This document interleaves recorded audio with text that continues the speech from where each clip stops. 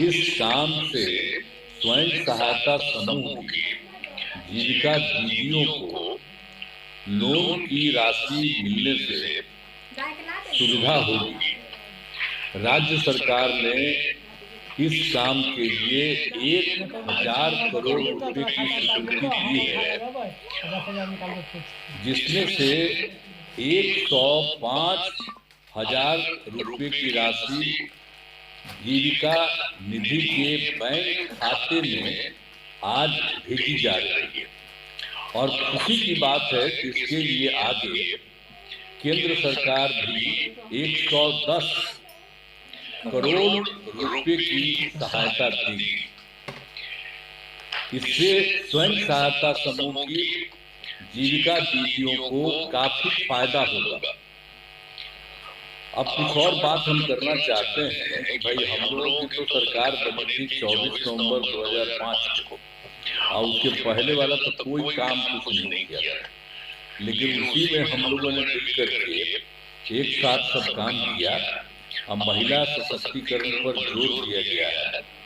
और फिर वर्ष 2006 में पंचायती राज संस्थाओं का और वर्ष 2007 में नगर निकायों में महिलाओं को 50% का हम लोगों ने हर जगह सुरक्षित शुरुआत करा दिया।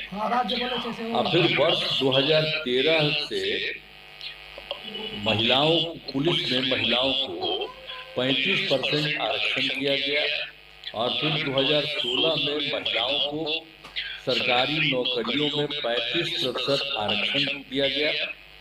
अब पहले बिहार में स्वयं सहायता समूह की संख्या बहुत थे, लेकिन जब यहाँ हम बन के आए तो यहाँ भी देखने के लिए गए तो देखा कि यहाँ संख्या बहुत कम है।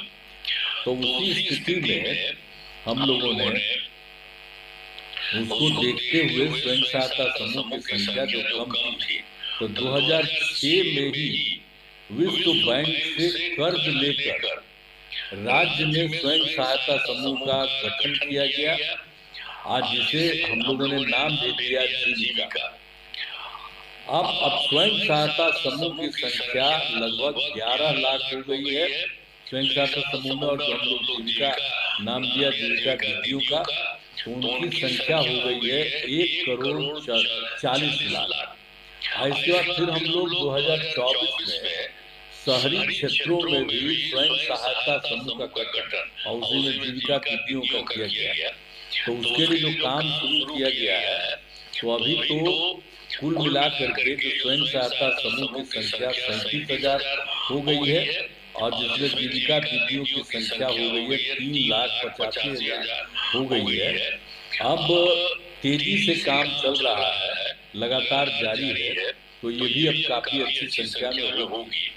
अब हाल ही में महिलाओं के रोजगार के लिए एक नई योजना, जो महिला रोजगार योजना की स्वीकृति दी गई है, जिसमें हर घर की एक महिला को रोजगार शुरू करने के लिए 10,000 रुपए की राशि दी जाएगी, और जिनका रोजगार आज चलेगा उन्हें 2 लाख रुपए तक की अतिरिक्त सहायता भी दी जाएगी।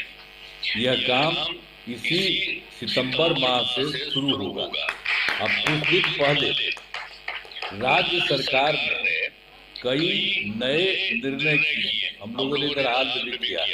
तो इसमें जो है सभी वृद्धजनों, दिव्यांगजनों और विधवा महिलाओं को मिलने वाली पेंशन की राशि को 400 रुपए की जगह उसको बढ़ा करके हम लोगों ने 1,100 रुपए कर दिया गया।